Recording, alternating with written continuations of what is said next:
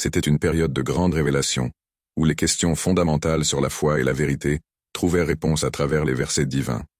Une époque marquée par la lumière du Coran descendue progressivement sur le prophète Muhammad, paix et bénédiction sur lui, éclairant les cœurs et dissipant les doutes.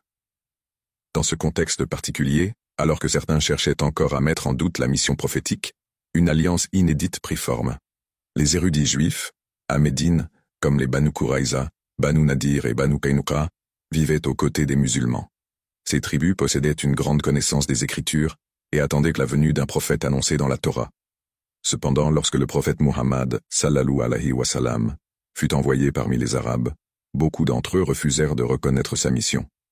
Connus pour leur connaissance profonde des Écritures, s'associèrent aux polythéistes mécois dans une tentative de défier le prophète.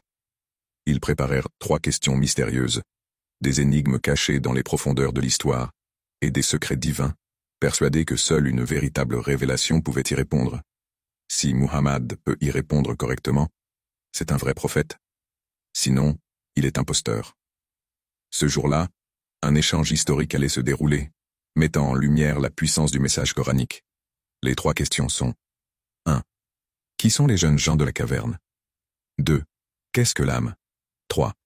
Qui était le grand voyageur qui a parcouru les confins de la terre? Les polythéistes retournèrent poser ces questions au prophète Muhammad, alayhi salam. Confiant, il répondit, « Je vous donnerai la réponse demain. » Cependant, le prophète, PSL, oublia de dire « Inch'Allah » si Dieu le veut. Allah le rappela à travers une période de silence, wahy suspendu. Les critiques et les moqueries des polythéistes augmentèrent. Mais le prophète continua de prier et à être patient. Après une période d'attente de 15 jours, l'ange Jibril descendit. Pour témoigner l'engagement d'Allah envers son serviteur 1. Par le jour montant, et par la nuit quand elle couvre tout de son obscurité, ton Seigneur ne t'a ni abandonné, ni détesté. 4. Et la fin sera pour toi meilleure que le commencement. Avec la sourate Al-Kahf, sourate 18, contenant les réponses précises aux questions posées. 1. L'histoire des gens de la caverne. Al-Kahf. Allah révèle leur récit dans les versets 9 à 26 de la sourate Al-Kahf. Ces jeunes hommes pieux vécurent à une époque où leur peuple pratiquait l'idolâtrie. Ils fuirent pour préserver leur foi et se réfugièrent dans une grotte. Par la volonté d'Allah, ils s'endormirent pendant 309 ans avant de se réveiller. Leur histoire symbolise la foi, la confiance en Dieu et la protection divine.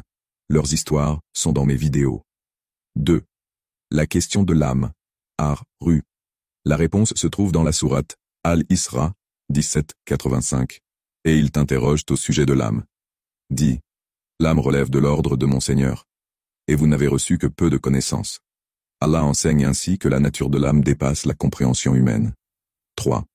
L'histoire de Dhul Qarnayn.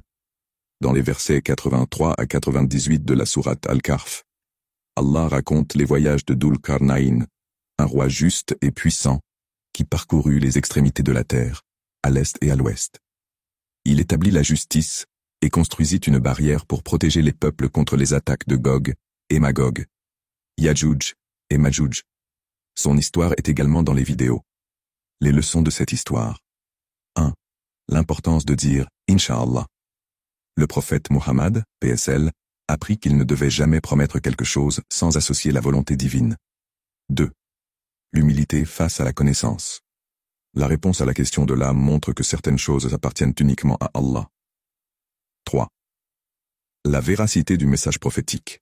Les réponses apportées par le Coran dépassaient les connaissances accessibles à un homme du désert de cette époque, prouvant l'origine divine du message. Chers frères et sœurs, cette histoire nous rappelle l'importance de la foi, de la patience et de la confiance en la sagesse divine. Prenons exemple sur les événements d'hier, pour renforcer notre compréhension aujourd'hui. Si ce message vous a touché, n'oubliez pas de partager cette vidéo avec vos proches, pour diffuser la lumière de la vérité. Abonnez-vous et activez les notifications pour ne rien manquer de nos futures vidéos inspirantes. Et n'oubliez pas de dire Inch'Allah. En disant Inch'Allah, on reconnaît que, même si nous faisons des plans et des efforts, c'est Dieu qui décide du résultat final. Cela reflète notre compréhension que le contrôle ultime sur tout ce qui se passe dans l'univers appartient à Allah.